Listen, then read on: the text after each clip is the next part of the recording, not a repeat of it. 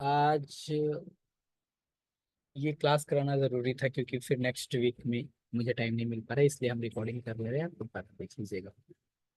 तो मैंने last class में आप लोगों को यूलेरियन मेथड और लैग्रेंजियन मेथड क्या है ये चीज़ हमने आप लोगों को बता दिया था कि क्या डिफरेंस है दोनों में, लैग्रेंजियन में और फिर यूलेरियन में। मैंने बताया था कि यूलेरियन मेथड क्या होता है कि पार्टिकल का जो इनिशियल पोजीशन है वो इनिशियल पोजीशन से स्टार्ट करके हम लोग देखते हैं कि आखिर ये पार्टिकल कैसे मूवमेंट कर रहा है, क्या वेलोसिटी है, कैसे इसके अंदर चेंजेस आ रहे हैं।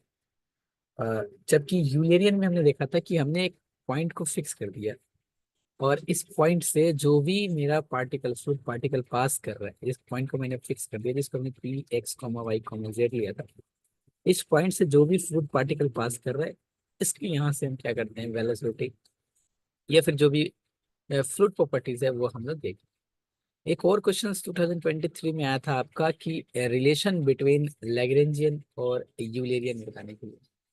तो ये तो डिफरेंस मैंने दिखा दिया था आप लोगों की इन Lagrangian method particular fluid particle identity change velocity मैंने लास्ट क्लास में कराया था। लास्ट क्लास में मैंने ये भी करा दिया था कि velocity component for a two-dimensional fluid system can be given experience system this find the displacement fluid particle in the Lagrangian system। ध्यान रखना कि Lagrangian system जो है आपका ऑलवेज क्या खोजता है, इनिशियल पोजीशन खोजता है, यानी कि इनिशियल में आपका क्या होता है, पोजीशन देखते हैं पार्टिकल का। तो एक इम्पोर्टेंट है आज के लिए, इसको कर देते हैं, जो है आपका relation between Lagrangian and Eulerian क्या है उसको थोड़ा देख लेते हैं। देन उसके बाद जो क्या कराना है क्वेश्चन वगैरह कुछ तो एडिट कर लेते हैं, या फिर एक काम करके हम इसको पीडीएफ पे करा देते हैं। इसको लिख के कर देते हैं, relation between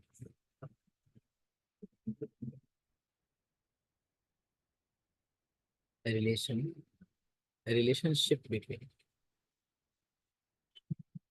between the Lagrangian and Eulerian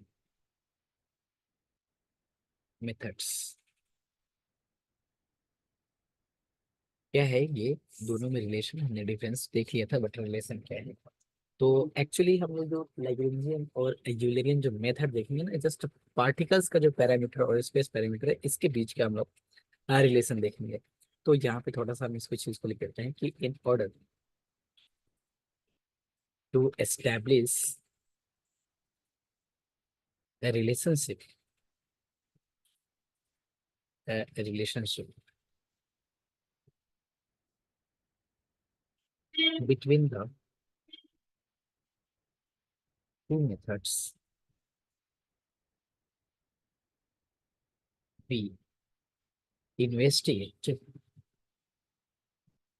investigate we investigate a relation between the particle parameters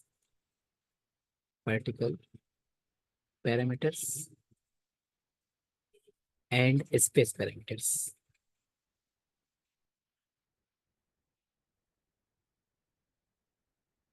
space parameters. तो सबसे पहले हम देखेंगे कि लैग्रेंजियन से हम यूलेरियन मेथड में कैसे हम लोग इसका रिलेशन निकालते हैं, वो जरा देख लेते हैं एक बार। और फिर हम लोग यूलेरियन से लैग्रेंजियन वाला देखेंगे। लैग्रेंजियन टू यूलेरियन क्या होता है इधर कि सपोज हम लोग क्या जानते हैं, लैग्रेंजियन में जो भी पार्टिकल का जो पोजीशन होता है वो इनिशियल पोजीशन के फंक्शन होता है। तो सपोज कर लेते हैं कि five of x0 y0 z0 comma t जो है b is physical some physical quantity involving Lagrangian description Lagrangian description. therefore five is equal to हम क्या लिख सकते हैं, five of x comma sorry x0 y0 z0 t. ये हम लोग लिखते हैं कभी भी हम लोग जब भी फ्लूइड पार्टिकल का जब हम बात करते हैं एट एनी टाइम टी पे, तो उसका पोजीशन ऑलवेज इनिशियल वाले का फंक्शन में लिखते हैं। जिससे हमने आपको जब लैग्रेंजियन बता रहा था तो बताया था। सिंस हम लोग ये भी जानते हैं कि Lagrangian description is given by Lagrangian description, क्या Lagrangian description is given by the solving, given by the solving। मैंने क्वेश्चंस पहले करा दिया इस पे। सॉल्विंग इक्वेशन लैग्रेंजियन में हम लोग एक्स एक्सिस के अलोंग जो भी डिस्क्रिप्शन होता है, जो भी डिस्प्लेसमेंट होता है, उसको कैसे लिखते हैं? X is equal to f of one x zero Y zero Z zero comma t. Y axis के अलोंग जो भी डिस्क्रिप्शन होता है उसको function of two x zero Y zero Z zero comma t लिखते हैं। एंड जेड एक्सिस के along जो भी होता है उसको हम लोग क्या लिखते हैं? F three x zero Y zero Z zero comma t. Actually कुछ नहीं, एक्स एक्सिस के अलावा जो भी डिस्क्रिप्शन है, जो भी आपका डिस्प्लेसमेंट है वो है, और वाई एक्सिस के अलावा और जेड एक्सिस के। अगर इसको सॉल्व कर दिया जाए तो ये ऑटोमेटिक लैग्रेंजियन में से ट्रांसफर यूलरियन में ट्रांसफर हो जाएगा। जैसे अगर हम इसको सॉल्व करें एक इक्वेशन को, जैसे हम मान लेते हैं कि A X and plus B Y and is equal to, suppose कर लेते हैं any constant D one and A one और बी वन कर लेते हैं, एंड ए टू एक्स और B two Y is equal to D two. तो जब हम इस क्वेश्चन को सॉल्व करते हैं तो X and Y is equal to किसका फंक्शन आता है? ए बी सी डी का फंक्शन आता है। उसी तरह से अगर X is equal to function of दिया हुआ है X zero Y zero Z zero और x zero Y zero Z zero T and X zero Y zero Z zero T, जब इन तीनों इक्वेशंस को सॉल्व करेंगे तो मेरा फंक्शन किस में आएगा? For x zero Y zero and z zero we have, एकदम जैसे ध्यान से समझिए इस इक्वेशन के जैसा, जैसे A one X and plus B one Y is equal to D one and या फिर सी वन जो भी बोलिए आप, एंड ए टू एक्स और plus B two Y is equal to C two. जब एक्स और वाई को सॉल्व करते हैं हम लोग तो इसका कैसे आता है? ए वन और बी वन सी वन का फंक्शन में आएगा, आएगा ना, ए वन बी वन या a two b two, sorry मतलब total function a one A two B one B two, ये सारे फंक्शन में। अब जरा ध्यान से समझिए, हमें इसको सॉल्व करना है, इन तीनों इक्वेशन को सॉल्व करना है। इस सॉल्व करने का मतलब क्या? हमें एक्स जीरो वाई जीरो और जेड जीरो का वैल्यू चाहिए। एक्स जीरो वाई जीरो और जेड जीरो का वैल्यू चाहिए। तो मेरा जो फंक्शन आएगा वो किसका फंक्शन आएगा? एक्स वाई जेड का फंक्शन आएगा ना। जब तीनों को सब दिन दोनों को सॉल्व करते हैं एक्स और वाई, तो A one A two A sorry B one B two C one C two, ये सारे जो जो भी यहाँ पे क्रॉस मल्टीप्लीकेशन से अगर कर सॉल्व करें तो x one is equal to जो भी आपका है। तो सिमिलरली इधर एक्स और एक्स जीरो वाई जीरो और जेड जीरो को सॉल्व किया जाए तो किसका फंक्शन आएगा? एक्स वाई जेड का फंक्शन आएगा। फॉर एक्स वी हैव, जैसे मान लेते हैं कि एक्स जीरो कुछ अलग फंक्शन बना देते हैं, X G one X comma Y comma Z comma T. उसी तरह से वाई जीरो ऐसा कुछ simple G two x comma Y comma Z comma T आएगा। एंड मान लेते हैं कि जेड जीरो मेरा कुछ निकल गया है G three x comma Y comma Z comma X comma Y comma Z comma T. फिर से एक बार हम इस चीज को क्लियर करना चाहते हैं, हो सकता है कि इस चीज में थोड़ा कंफ्यूजन रहे आप लोगों को, कि मान लेते हैं कि ये A one X and B one Y is equal to C one, ये minus C one is equal to zero, and A two X and plus B two Y, ये वाई छोड़ गया, and minus C two is equal to zero.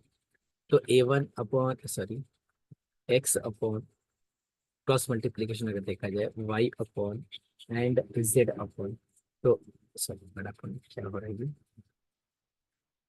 Sorry one upon, तो ये क्या होता है हम लोग का? इसको क्या लिख सकते हैं? माइनस बी वन सी टू और minus C one B two, इसको अगर देखा जाए तो C one B two and plus A one C two, थोड़ा कैलकुलेशन अगर मिस्टेक हो जाए तो उसको देख लीजिए, माइनस ए टू बी वन। तो अगर हम बात करें एक्स की तो एक्स का वैल्यू कितना आ रहा है? X is equal to minus B one C two minus C two b c one B two upon a one B two minus A two B one. मतलब हम क्या देख रहे हैं कि ये जो एक्स है मेरा किसका फंक्शन है? ए वन का ए टू का बी वन का बी टू का सी वन का सी टू का। तो सिमिलरली वैसे ही देखिए इधर कि ये जो आपका तीन इक्वेशन है, दो इक्वेशन की बात नहीं कर रहा, तीन इक्वेशन है, तीन वेरिएबल तीन इक्वेशन। तो अगर हम एक्स जीरो वाई जीरो और जेड जीरो को सॉल्व करें मतलब x0 y0 z0 as a सोच के चलिए यहाँ पे कि वो x y z था जो क्वाड्रेटिक इक्वेशन अभी लिखे थे, लीनियर इक्वेशन जो लिखे थे। तो उसी तरह से अगर x0 को सॉल्व करें तो किसका फंक्शन आएगा? जैसे एक्स वाई को सॉल्व कर रहे थे तो जितना बाकी फंक्शन है सबका आ रहा था, उसी तरह से इधर क्या आ जाएगा, एक्स का फंक्शन, वाई का फंक्शन और जेड का फंक्शन आएगा। बस हो गया, और क्या करना है। अब इसको अगर इक्वेशन हम 2 बोल देते हैं और ये मेरा इक्वेशन नंबर 1 है, तो लैग्रेंजियन देखिए ना ट्रांसफर हो जाएगा ना। तो हम इसको लिख सकते हैं फ्रॉम 1 and 2। जो लैग्रेंजियन था मेरा, लैग्रेंजियन क्या था, phi is equal to phi of x0। अब x0 को नहीं लिख सकते, इसको x0 को लिख सकते हैं ना, जैसे z1 x, y, z, t and z2 x, y, z। थोड़ा स्ट्रेस में देते हैं, this is x, y, z, t and z3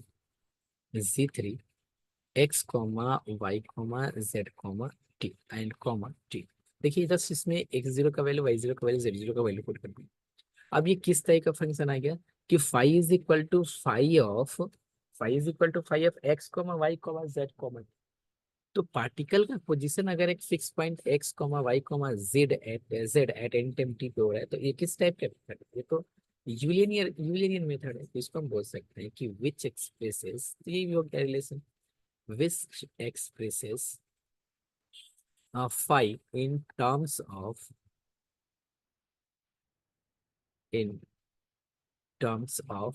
Eulerian method, Eulerian method या फिर यूलेरियन डिस्क्रिप्शन। अब हमने क्या देखा, डिस्क्रिप्शन,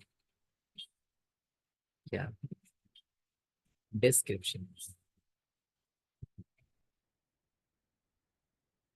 डिस्क्रिप्शन। देखिए हमने क्या किया, हम लैग्रेंजेस में एक फ्लूइड पार्टिकल का पोजीशन लिए, उसको हमने इसको ट्रांसफर किया किसमें, यूलेरियन में। अब सेकंड क्या करेंगे हम कि यूलेरियन में एक फ्लूइड पार्टिकल का पोजीशन लेंगे एंड देन उसके बाद हम डिस्क्रिप्शन लेंगे एंड देन उसको ट्रांसफर करेंगे हम लोग लैग्रेंजियन। तो सेकंड है हम लोग का कि यूलेरियन टू लैग्रेंजियन। तो आपको एग्जाम में ये दोनों करके दिखाना लैग्रेंजियन। तो क्या होगा, suppose psi of x comma y comma z comma be physical some physical quantity involving Eulerian description, Eulerian description की p bar description। therefore psi is equal to any fluid particle का position हमने किसी point पे x, y, z, t पे हम ये लिख सकते हैं। इसको इक्वेशन नंबर 4 ले लेते हैं, क्योंकि दोनों को एक साथ दिखाना पड़ेगा। एक से आपको लैग्रेंजियन से यूलेरियन दिखाना पड़ेगा और एक बार यूलेरियन से फिर लैग्रेंजियन दिखाना पड़ेगा। Since Eulerian description is given by description is given by equation, कैसे लिखते हैं हम लोग जानते हैं कि any point any time T पे अगर हम किसी फ्लूइड पार्टिकल का पोजीशन देखते हैं तो हम बोलते हैं कि u is equal to f1x, y, z, t।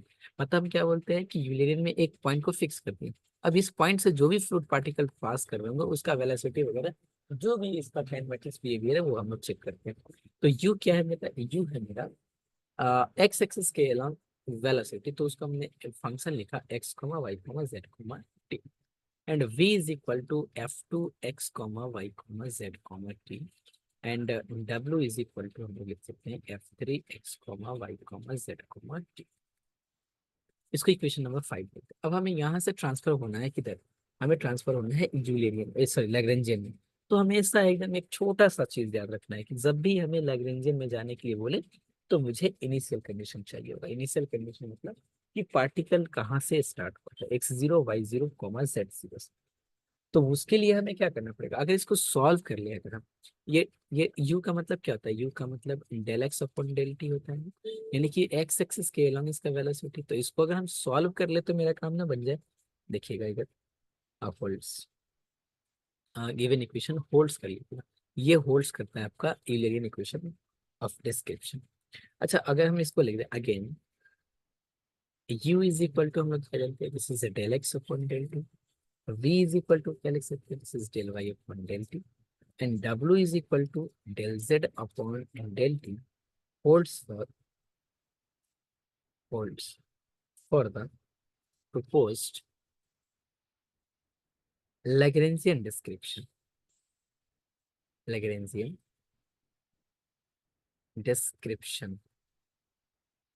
Hence, इसको इक्वेशन नंबर 6 दे दीजिएगा। Hence, from equation number 6 या फिर 5 and 6 दोनों से, from equation 5 and 6 हम लोग इसको लिख सकते हैं, this is dx upon dt is equal to dx upon dt is equal to f of 1 x comma Y comma Z comma t. ध्यान रहे कि हमने क्या लिया है, एक्स एक्सिस के अलोंग हमने इसका वेलोसिटी लिया है, तो आप यहाँ पे लिख सकते हैं del x upon del t को d x upon d t. सिर्फ एक्स एक्सिस के अलोंग, ये सिर्फ वाई एक्सिस के अलोंग वेलोसिटी है, तो d upon d T is equal to f two x comma Y comma Z comma t. And इसको लिख सकते हैं हम लोग d z upon D T is equal to f three x comma Y comma Z comma t. अगर इसको equation number अगर आप 7 बोलते हैं, equation number 7, then the integration of equation number 7, therefore अगर इसको इंटीग्रेट करते हैं तो कितना बन जाएगा। देखिए, इंटीग्रेशन जब हम लोग करते हैं तो एक आर्बिट्ररी कांस्टेंट आता है, और आर्बिट्ररी कांस्टेंट आता है तो उसको हम लोग इनिशियल कंडीशन देकर हम लोग क्या फाइंड करते हैं उसको, द इंटीग्रेशन। वही चीज को लिखना है आपको, इसको सॉल्व करके नहीं लिखना है, जस्ट आपको वो जो टर्म आ रहा है उस टर्म को लिखना है। The integration of equation number 7 involves three constant आएगा। जस्ट इस चीज को लिख देना कि अगर इसको हम इंटीग्रेट करें तो 3 कांस्टेंट आएगा। Constant of integration which may be taken which may be taken as initial coordinates x0 y0 z0। जब इसको हम लोग सॉल्व करते हैं तो वो एक आर्बिट्ररी कांस्टेंट आएगा, फिर हम बोलेंगे कि t इज इक्वल टू 0 पे initially x is equal to x0 y is equal to y0 z is equal to z0। Just आपको इस चीज को लिख देना, क्योंकि ऐसा कोई फंक्शन तो पता ही नहीं है कि क्या इसमें आने वाला है। And this is z0 of the fluid particles, thus the integration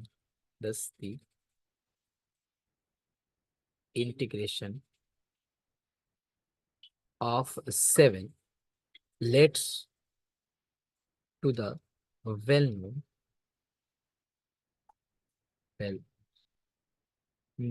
equation of Lagrangian। Therefore, equation number 4 था ना, इसको साइड में हम लिख देते हैं, आप लोग नीचे लिखिएगा। Therefore, इक्वेशन 4 reduces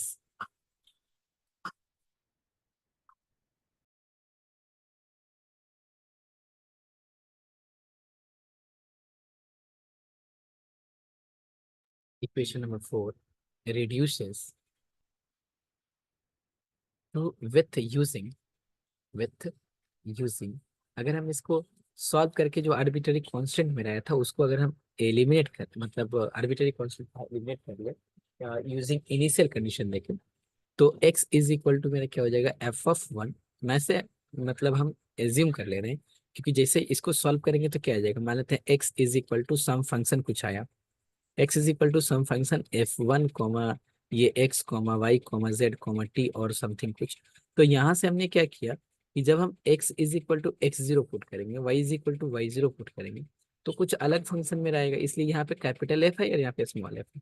तो वो किसका फंक्शन आएगा, x0 y0 z0 comma t, है ना।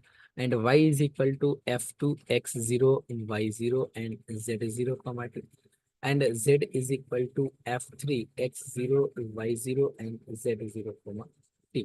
अब अगर ये x y z ये टर्म आया और हमने ये जो यूलरियन इक्वेशन लिखा है मैंने, तो x और y z का वैल्यू अगर यहाँ रिप्लेस कर दें तो ये क्या हो जाएगा, therefore psi is equal to psi of f1 x0 y0 z0 t and f2 x0 y0 z0 and t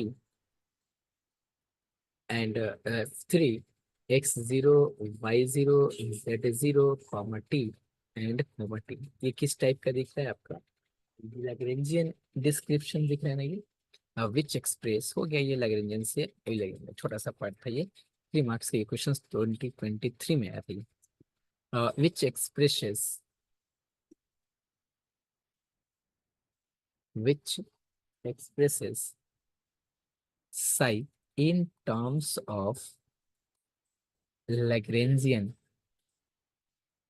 description। तो ये रहा आपका 3 मार्क्स का क्वेश्चन है।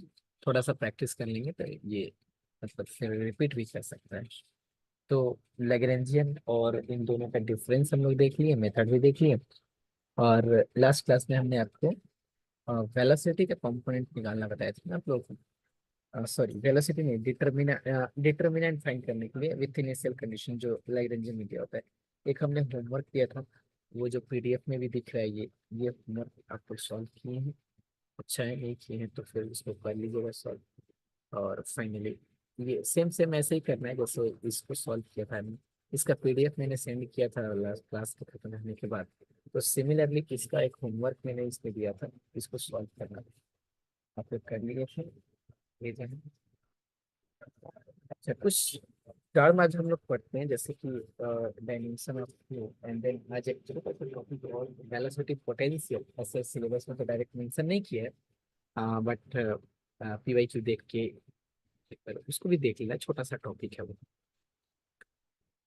तो सबसे पहले कि जो डायमेंशन ऑफ फ्लो है फ्लूइड का, वो क्या हो सकता है? तो डायमेंशन ऑफ फ्लो के लिए हम लोग ऑलवेज 3 टाइप से देखते हैं डायमेंशन ऑफ फ्लो। आप चाहें तो इसको छोटा सा पार्ट में लिख सकते हैं कि dimension of flow, dimension of flow क्या होता है ना, ऐसे देखते हैं डायमेंशन ऑफ फ्लो। फ्लो बस एक तो वन डायमेंशन फ्लो हम बात करेंगे, one dimension flow, and then बात करेंगे 2 डायमेंशन, एंड देन बात करेंगे हम लोग 3 डायमेंशन फ्लो। ये बहुत इंपॉर्टेंट है। 1 डायमेंशन फ्लो हम कंसीडर करते हैं कि इसको जो पाइप में हम लोग का जो फ्लो होता है ना, वाटर या फिर कोई भी फ्लो, इसको 1 डायमेंशन फ्लो कंसीडर करते हैं। फिर क्वेश्चन आएगा सर इसको तो 2 डायमेंशन फ्लो एज्यूम करना चाहिए, बट नहीं, ये 2 डायमेंशन फ्लो नहीं है, 1 डायमेंशन फ्लो ही हम लोग इसको कंसीडर करके चलते हैं। फॉर एग्जाम्पल कि ये मेरा एक पाइप है और इस पाइप में फ्लूइड क्या हो रहा है, फ्लो हो रहा है। तो ये पाइप में फ्लूइड कैसे फ्लो हो रहा है, दिस इज ऐसे ये फ्लो हो रहा है। This is, X, इसको मान लेते हैं कि दिस इज जेड एक्सिस है और ये मेरा वाई एक्सिस है एंड दिस इज मेरा एक्स एक्सिस है। तो ये सब फ्लूइड हो रहा है, पाइप फ्लो लिख सकते हैं, पाइप फ्लो, पाइप फ्लो। तो इस पाइप में जो भी फ्लूइड मेरा फ्लो कर रहा है ना, जो भी मेरा फ्लूइड फ्लो कर रहा है, इस फ्लो को हम लोग कंसीडर करके चलते हैं कि ये मेरा क्या है, 1 डायमेंशन फ्लो है। ठीक है। और बाकी 2 डायमेंशन फ्लो जो एक्स एक्सिस और वाई एक्सिस जो दोनों में ऐसे फ्लो कर रहा है, इस तरह का फ्लो जो होता है, इसको हम लोग कंसिडर करते हैं 2 डायमेंशन फ्लो। और जो स्पेस में फ्लो कर रहा है कोई भी फ्लूइड मेरा अगर स्पेस में फ्लो कर रहा है, सर स्पेस में कैसे समझे? अभी आगे हम लोग क्वेश्चंस पढ़ेंगे यूनिट 4 में। इसे यूनिट 4 धीरे धीरे स्टार्ट करेंगे। हम एक एज्यूम करेंगे कि जस्ट एक स्फेयर है और एक कोसेंट्रिक स्फेयर है। कोसेंट्रिक स्फेयर का मतलब कि ये एक स्फेयर है और देन ये एक स्फेयर है। तो अगर मान लेते हैं कि ये जो खाली जगह है इसमें फ्लूइड भरा हुआ है, ये वाला क्वेश्चन में फ्लूइड भरा हुआ है। अगर हम जस्ट इस अंदर वाले स्फेयर को, अगर इस अंदर वाले स्फेयर को अगर हम अचानक से हटा लेते हैं, या फिर जो भी या फिर आप सिलेंडर का एज्यूम कर सकते हैं, ये वाला सिलेंडर है, इसके अंदर एक और सिलेंडर है, एक और सिलेंडर है इसके अंदर, कॉन्सेंट्रिक सिलेंडर, और यहाँ पे ये सब फ्लूइड भरा हुआ है। और अचानक अगर इन इस सिलेंडर को हटा ले तो ये सारा फ्लूइड क्या होगा, 3 डायमेंशन फ्लो करना स्टार्ट करेगा, एक्स वाई जेड। वो एग्जाम्पल हम लोग देखेंगे कि 1 डायमेंशन, 2 डायमेंशन, 3 डायमेंशन। अभी ध्यान रखना है कि शायद फ्लो यहाँ पे हम लोग 3 डायमेंशन लिखेंगे, 1 डायमेंशन, 2 और 3, और वैसे इतना डिटेल में क्वेश्चन हमने नहीं देखा है कि आप लोग का आ रहा है। और कुछ कुछ टर्म्स हैं, उसके पहले हमें फ्लूइड प्रॉपर्टीज क्या होता है वो चीज हम थोड़ा बता लेते हैं, एंड देन उसके बाद फ्लो कितने टाइप्स के हों वो सारी बात करेंगे।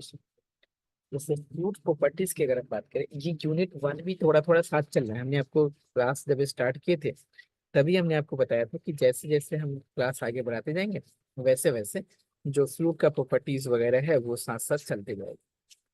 तो थोड़ा सा कुछ कुछ हम फ्लूइड प्रॉपर्टीज देख लेते हैं, नहीं इसका सारा कंप्लीट नहीं देखेंगे, जो हमारा यहाँ पे भी काम लगने वाला है वो चीज हम जस्ट देख लेते हैं कि फ्लूइड प्रॉपर्टीज क्या होता है। तो हेडिंग कर लीजिएगा आपको कि फ्लूइड प्रॉपर्टीज, फ्लूइड या फिर some basic properties of fluid, या सब सम फ्लूइड प्रॉपर्टीज।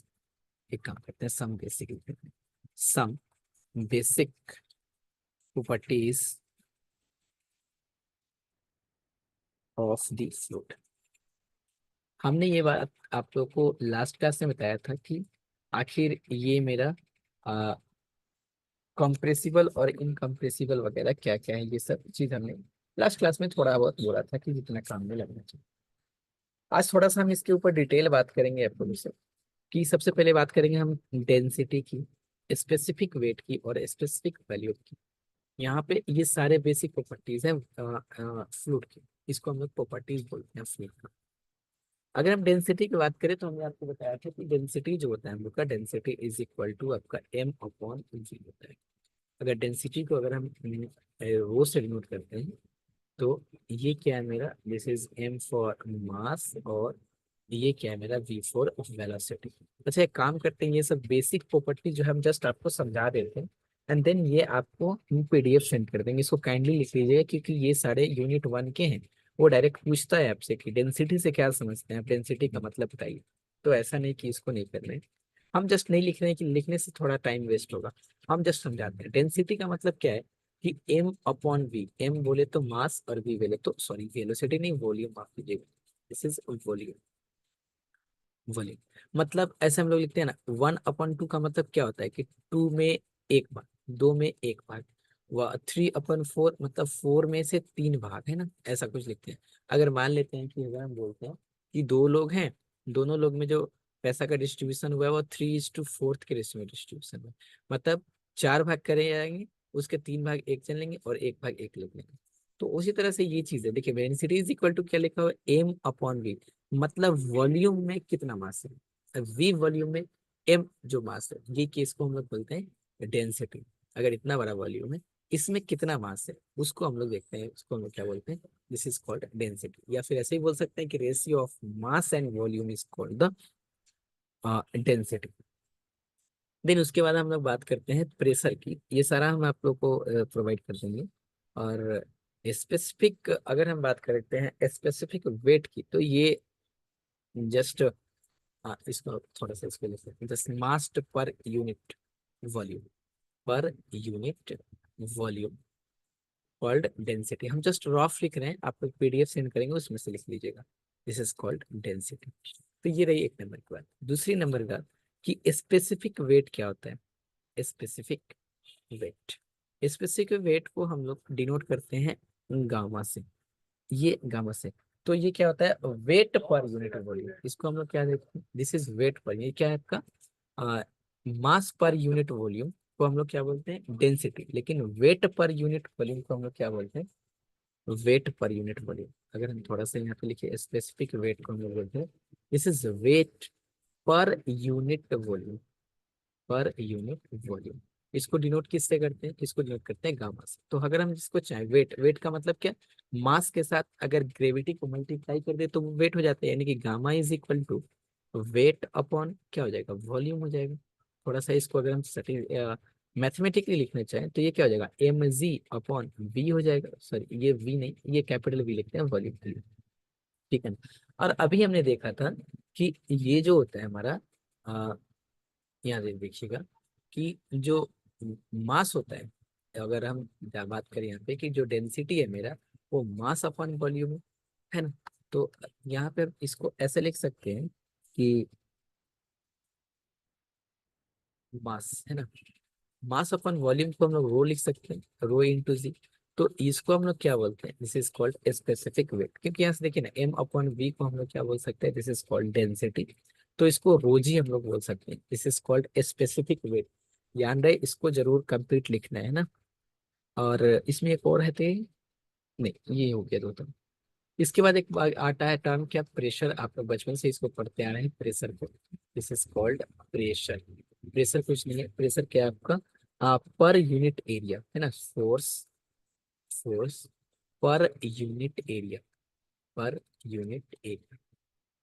फोर्स क्या है आपका, पर यूनिट एरिया को हम लोग दिखाते हैं फोर्स। अगर मान लेते हैं कि फोर्स को अगर हम डिनोट करते हैं तो पी से, तो पर यूनिट एरिया अगर मान लेते हैं कोई एरिया अगर एस है, अगर उस पे एफ फोर्स लगा रहे हैं, तो फोर्स पर यूनिट एरिया जो होगा हमका, वो क्या कहलाता है, वो जस्ट फोर्स कहलाता है। ध्यान दें ये सब फ्लूइड के प्रॉपर्टीज हैं, है ना। ये क्यों हम बार बार आपको प्रॉपर्टीज याद दिलाना चाह रहे हैं, क्योंकि प्रॉपर्टीज से ही मतलब डायरेक्ट क्वेश्चन लिखा था कि फ्लूइड प्रॉपर्टी चेंज हो रहा है या नहीं हो रहा है, जस्ट। एंड देन उसके बाद एक टर्म हम लोग यूज करते हैं, टेम्परेचर अभी काम में नहीं लगने वाला, दिस इज कॉल्ड इनकॉम्प्रेसिबल। हमने लास्ट क्लास में भी इस चीज का जिक्र किया था आप लोगों से कि इनकॉम्प्रेसिबल और कॉम्प्रेसिबल क्या है ना, इनकॉम्प्रेसिबल एंड कॉम्प्रेसिबल, ये सब चीज एकदम क्लियर कट होना चाहिए। थोड़ा सा भी कंफ्यूजन हुआ देन क्वेश्चन से हिलेगा नहीं, है ना। कॉम्प्रेसिबल, क्या कॉम्प्रेसिबल और क्या इनकॉम्प्रेसिबल, मैंने हम आपको फिर से बता रहे हैं कि कॉम्प्रेसिबल और इनकॉम्प्रेसिबल गैस जो है मेरा, वो क्या है, कॉम्प्रेसिबल है। और लिक्विड क्या है मेरा, इनकॉम्प्रेसिबल है। कंफ्यूजन ना हो इसके लिए ध्यान रखिएगा, लिक्विड आई आ रहा है इसमें, एल आई आई मतलब इनकॉम्प्रेसिबल, इसलिए ये क्या आपका इनकॉम्प्रेसिबल है, गैस क्या है आपका कॉम्प्रेसिबल।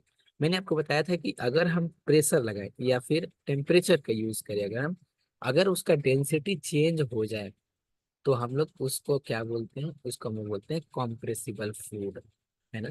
अगर डेंसिटी चेंज नहीं होता है तो उसको हम लोग क्या बोलते हैं, इनकॉम्प्रेसिबल फ्लूइड। फिर से, अगर हम प्रेशर या फिर टेम्परेचर का यूज करके अगर हम फ्लूइड का उसकी डेंसिटी को चेंज कर दे, उसकी डेंसिटी को अगर हम चेंज कर दें, तो उसको हम लोग बोलते हैं कॉम्प्रेसिबल फ्लूइड। अगर डेंसिटी को में चेंज नहीं कर सकते हैं, कांस्टेंट है, इनकॉम्प्रेसिबल है, तो उसको हम लोग बोलते हैं इनकॉम्प्रेसिबल फ्लूइड। ध्यान रहे क्वेश्चन में डायरेक्ट बोला जाएगा कि अगर फ्लूइड इनकॉम्प्रेसिबल है तो इक्वेशन क्या होता, यानी कि ध्यान दीजिए, अगर आप डेंसिटी को रो से नोट करते हैं, अगर आप डेंसिटी को रो से नोट करते हैं, तो ये इनकॉम्प्रेसिबल है, यानी कि टेम्परेचर और प्रेशर लगा के इसके डेंसिटी को चेंज नहीं किया जा सकता। यानी कि अगर डेंसिटी को टाइम के रिस्पेक्ट में डेरिवेटिव वगैरह करें तो ये जीरो होगा, क्योंकि ये क्या है, चेंज नहीं हो रहा है। लेकिन rho upon del x, del Y, del z, del T, ये सब के ऊपर डिपेंडेंट होगा, x y z comma t, तो इसको चेंज किया जा सकता है। इसलिए जब भी ऐसा कुछ बात आए कि कॉम्प्रेसिबल फ्लूइड, इनकॉम्प्रेसिबल फ्लूइड, ध्यान रखना है कि इनकॉम्प्रेसिबल फ्लूइड में जो मेरा रो होता है वो क्या होता है, कांस्टेंट होता है। अब आते हैं हम फ्लो के ऊपर। जस्ट हमने आपको बताया था इसका पीडीएफ, ध्यान रखिएगा कि इसका पीडीएफ आपको मे बी वो इकरा मैथमेटिक्स के टेलीग्राम वाले ग्रुप है उस पर मिलेगा, नहीं तो हम ये फ्लूइड मैकेनिक्स वाले पे हम इसका पीडीएफ सेंड करते हैं। ठीक है, अगला है हम लोग का कि जो फ्लो होता है, अभी हमने आपको फ्लो पे आए थे और यहीं से हमने आपको थोड़ा सा डाइवर्ट किया था आप फ्लूइड प्रॉपर्टीज की तरफ। और फिर हम आते हैं अपने टाइप्स ऑफ फ्लो के ऊपर। हमने आपको बताया था one dimension, two dimension, three dimension flow. और अभी हम फिर टाइप्स ऑफ फ्लो के ऊपर अगर हम बात करें कि कितने टाइप्स के और फ्लो हो सकते हैं और कितने टाइप्स ऑफ फ्लो को हम लोग डिवाइड करेंगे। सबसे पहला हम बात कर रहे हैं क्या, steady, steady flow and unsteady flow. ध्यान रखिएगा, बहुत इंपॉर्टेंट है ये अनस्टेडी फ्लो। हम फिर से बोल रहे हैं कि हम इसको लिख नहीं रहे, थोड़ा सा टाइम बचा लेते हैं, हम लोग अपना मेन कॉन्सेप्ट के ऊपर ध्यान कर लेते हैं इसको, है ना। देखिए steady flow, steady steady steady चलना फिरना मतलब लगातार लगातार। तो मतलब क्या, हाँ अगर हम आर से अगर डिनोट करते हैं किसी, आर इज द, अगर हम जस्ट यहाँ पे आर को देते हैं, आर इज द, थोड़ा सा कुछ बेसिक लिख लेते हैं, आर इज द, क्योंकि इसी को सारा सेट ऑफ फ्लूइड प्रॉपर्टीज। जो भी फ्लूइड प्रॉपर्टीज है बहुत सारे हैं, मैंने अभी दो तीन का जिक्र किया था आपसे जस्ट पहले, डेंसिटी की और आपका प्रेशर की और स्पेसिफिक, ये सारे फ्लूइड प्रॉपर्टीज हैं। तो अगर हम उस फ्लूइड प्रॉपर्टीज को अगर हम डिनोट करते हैं आर से, फ्लूइड प्रॉपर्टीज, और इसके वेलोसिटी को हम लोग ऑलवेज क्यू से इधर डिनोट करते हैं। Q is the velocity of fluid particles. तो ध्यान रहे कि ये तो सारे के लिए मान्य होगा आर, और ये जो क्यू, आगे जितने भी फ्लो पढ़ेंगे सारे में are is the set of fluid properties and q is the velocity of the fluid particles। तो हम स्टेडी फ्लो और अनस्टेडी फ्लो किसको बोलेंगे कि अगर, देखिए क्या है, del R upon del T, मतलब फ्लूइड का प्रॉपर्टीज जो है टाइम के रेस्पेक्ट में अगर क्या हो जा रहा हो, चेंज हो जा रहा हो, del R upon del T, या फिर माफ कीजिएगा कि चेंज नहीं हो रहा हो, और एनी टाइम एनी, देखिए फ्लूइड प्रॉपर्टीज मतलब आर, फ्लूइड प्रॉपर्टीज में आप जस्ट एक कोई भी एग्जांपल दिमाग में ले लीजिए अपने, जैसे रो, सर रो रख लेते हैं हम अपने फ्लूइड प्रॉपर्टीज के हिसाब से।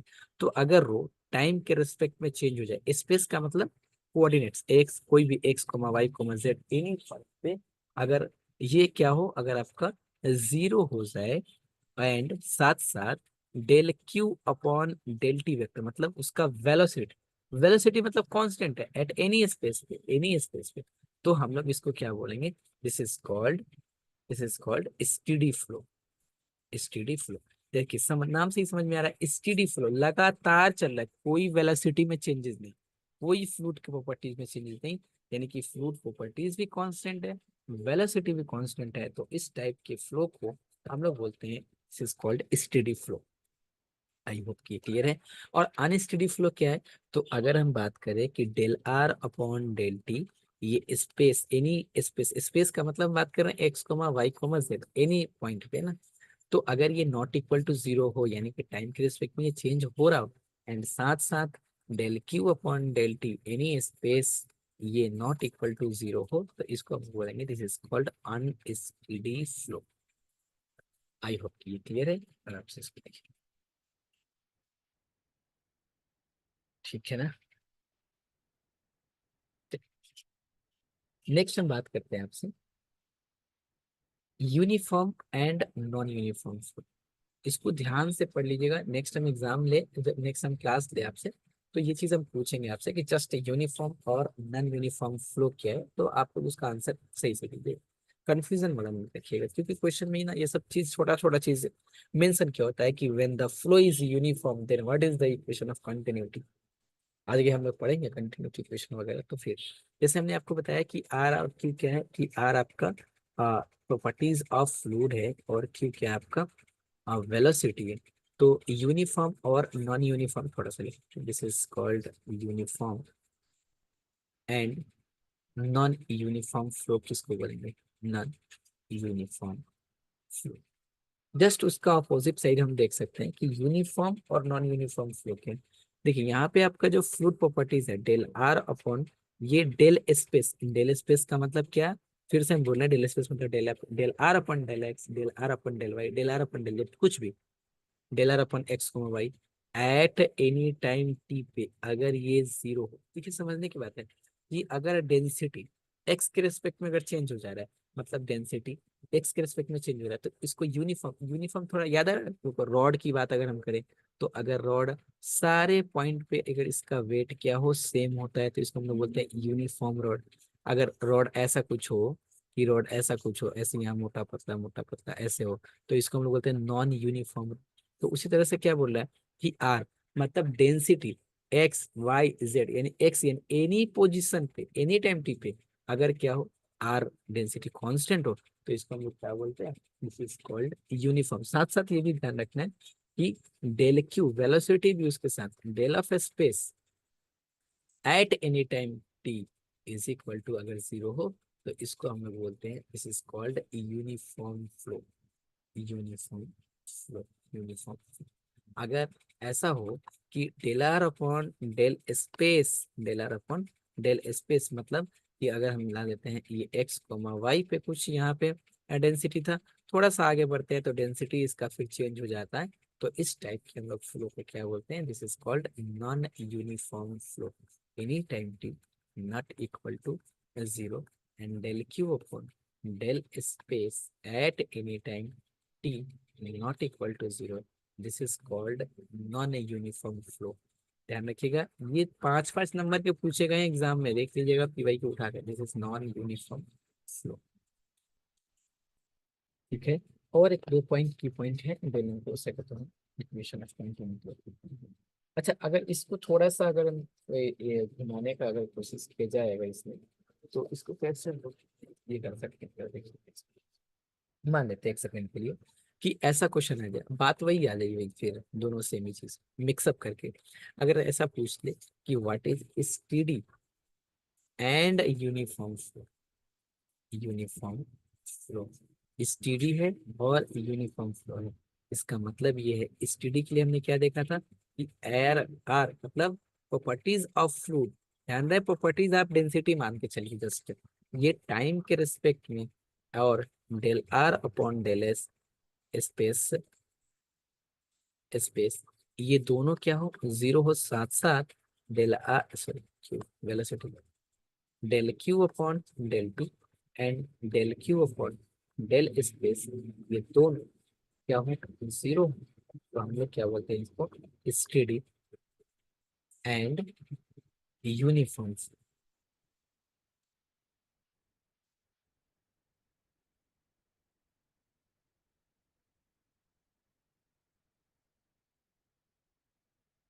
ठीक है, उसी तरह से नॉन यूनिफॉर्म के लिए, और और अगर हम बात करें तो अनस्टेडी के लिए, अगर हम इसको थोड़ा सा चेंज कर दें, दिस इज अनस्टेडी और नॉन यूनिफॉर्म, नॉन यूनिफॉर्म तो ये क्या हो जाएगा, not equal to 0 and this is not equal to 0।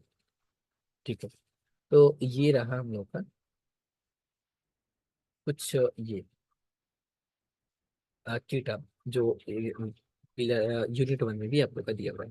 अच्छा, एक चीज और बताना चाहता हूँ, हमने आपको एक्सेलरेशन ऑफ फ्लूइड पार्टिकल्स बता दिया ऑलरेडी आप लोगों को, उसमें जस्ट एक चीज ऐड कर लेना है आप लोगों को, क्या ऐड कर लेना है, हम कर देते हैं एक्सेलरेशन ऑफ फ्लूइड पार्टिकल, हमने ये लिखा होगा del Q upon D T and this is D Q vector upon D T is equal to del Q upon del T and plus Q vector dot rho dot Q vector. हमने वो दूसरे term में लिखाया था, but इस term में भी ध्यान रखिएगा, ये वाले टर्म को हम लोग क्या बोलते हैं, दिस इज कॉल्ड टेम्पोरल या फिर लोकल एक्सेलरेशन, लोकल एक्सेलरेशन। और ये जो मेरा सेकेंड टर्म है, इसको हम लोग बोलते हैं कन्वेक्टिव एक्सेलरेशन, कन्वेक्टिव एक्सेलरेशन। ध्यान रहे कि जो वेलोसिटी है वो टाइम के रिस्पेक्ट में अगर चेंज हो रहा है, थोड़ा सा मतलब ऐसा नहीं रटने वाला काम करना है, वेलोसिटी टाइम के रिस्पेक्ट में चेंज है, तो उसको हम लोग क्या बोलते हैं, this is called local acceleration. ठीक है ना, local acceleration. And Q dot Q मतलब अगर हम बोले तो क्यू वेक्टर डॉट फाइव या फिर del and dot Q vector, तो ये जो मेरा है इसको हम बोलते हैं this is called convective acceleration. ये तो टोटल मेरा क्या है, टोटल एक्सेलरेशन है ये, एंड इसका दो पार्ट जो है, इसको local acceleration and this is called convective acceleration. जैसे एग्जाम में पूछ सकता है कि कन्वेक्टिव एक्सेलरेशन और लोकल एक्सेलरेशन के बारे में बात करें। एक्सेलरेशन हमने आपको यही क्वेश्चन पढ़ा दिया, थोड़ा सा इस चीज में एक टर्म मुझे लगा कि ये चीज बता देनी चाहिए, उसमें आप चाहें तो इसको ऐड कर सकते हैं कि एक्सेलरेशन ऑफ फ्लूइड पार्टिकल्स। इसको थोड़ा सा और हम आगे भी एक्सपेंड करना चाहते हैं, बट आज की क्लास हम यहीं रहने देते हैं, क्योंकि एक्सेलरेशन वाला टॉपिक पता नहीं हमको ध्यान नहीं आ रहा बताएं क्यों बताएं, तो क्लास यहीं तक एंड करते हैं ना, फिर नेक्स्ट क्लास जब भी होगा आपको तो फिर आगे हम बात करें, तब तक इसको देख लीजिए, बहुत क्लास छोटा ही रखिए।